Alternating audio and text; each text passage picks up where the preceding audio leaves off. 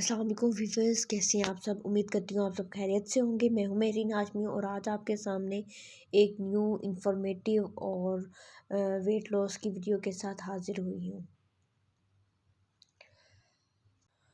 तो वीडियो कुछ इस तरह से है, जो आजकल का सीज़न चल रहा है, विंटर का सीज़न है और इस विंटर के सीज़न पर बात करते हैं कि हमारा वेट गेन क्यों होता है, उसकी वजूहात क्या हैं और हम उनको किस तरीके से कम कर सकते हैं, क्या डाइट प्लान होना चाहिए।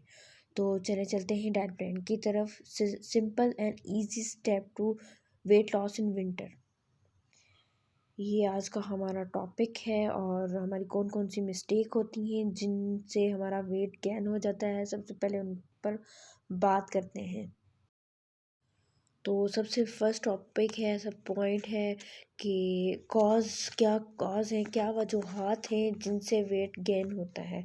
तो सबसे पहले तो है तो लैक ऑफ मूवमेंट, क्योंकि हम सर्दियों में मूवमेंट बहुत कम करते हैं। सर्दी की वजह से ना तो हम प्रॉपर वॉक कर पाते हैं, ना तो हम अपनी बॉडी को जो है ना मूवमेंट सही तरीके से दे पाते हैं, जिसकी वजह से हमारी कैलोरीज अच्छी तरह से बर्न नहीं होती, जलती नहीं है और जो हमने खाया होता है वो हमारे अंदर ही कहीं ना कहीं स्टोर होना शुरू हो जाता है।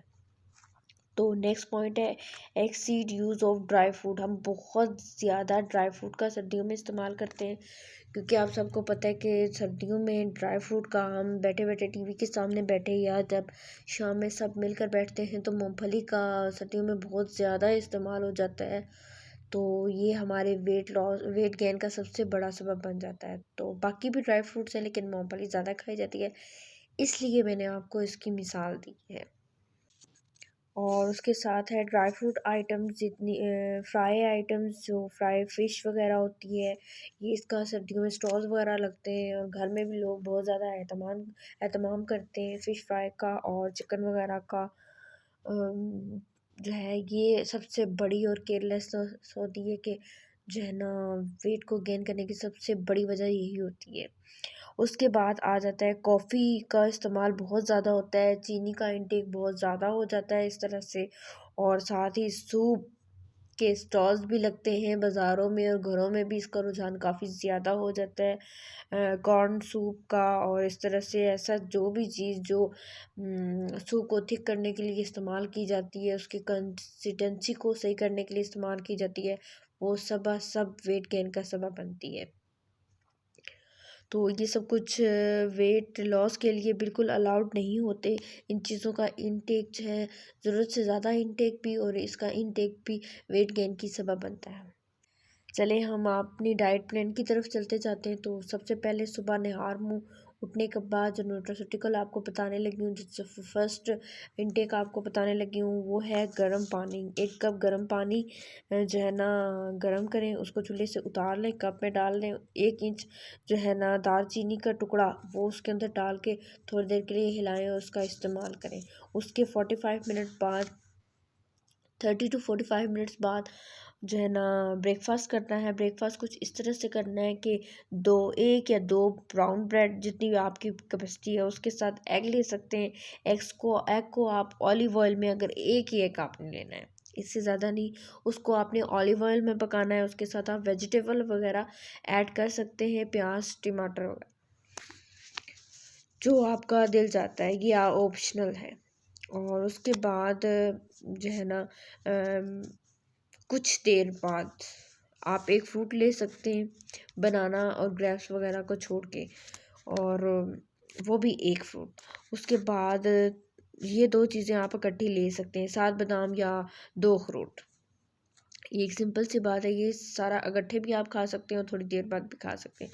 उसके बाद आपने टी और कॉफ़ी का इस्तेमाल नहीं करना, 45 मिनट्स के बाद करना है, या 30 मिनट्स या 20 मिनट्स के बाद एटलीस्ट।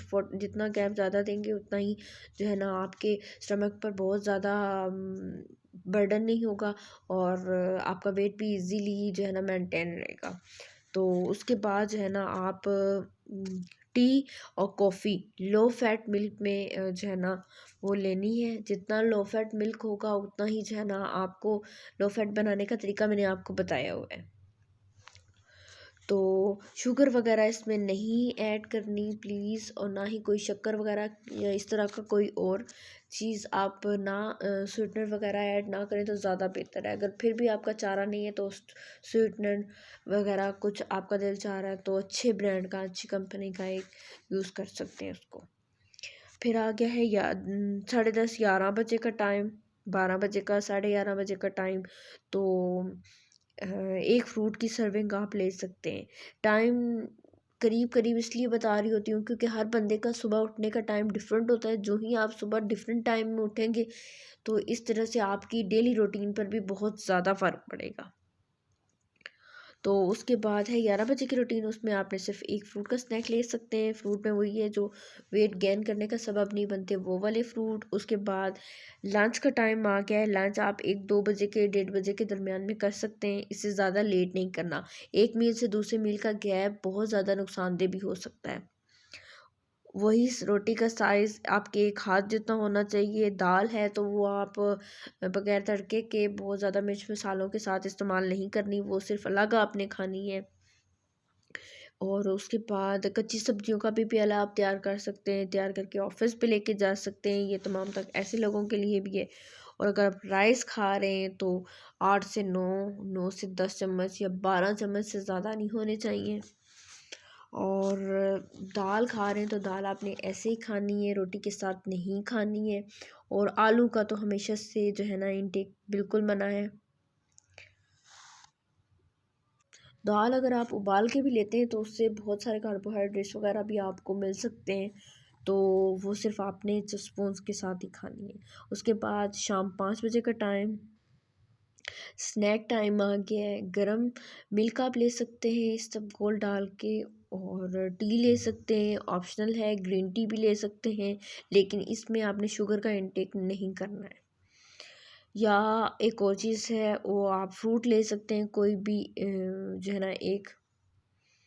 उसके बाद आप उसके 30 to 45 मिनट्स बाद आप वॉक पे जाएं। शाम का मेरा टाइम होता है, मैं आप सबको बताती हूँ कि आप वॉक पे ज़रूर जाया करें। वो भी वॉक से कार्डिक मसल वर्क में आए, आपके सांस फूले, आपको पता चले आपके छोटे बड़े तमाम तर मसल जो है ना वो वर्क में आए।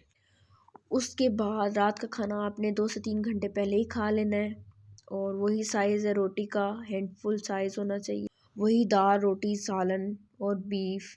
और रात में एक चीज़ एडिशनल है, ग्रीन टी का इस्तेमाल करना है। महरीन हाशमी को इजाज़त दीजिए।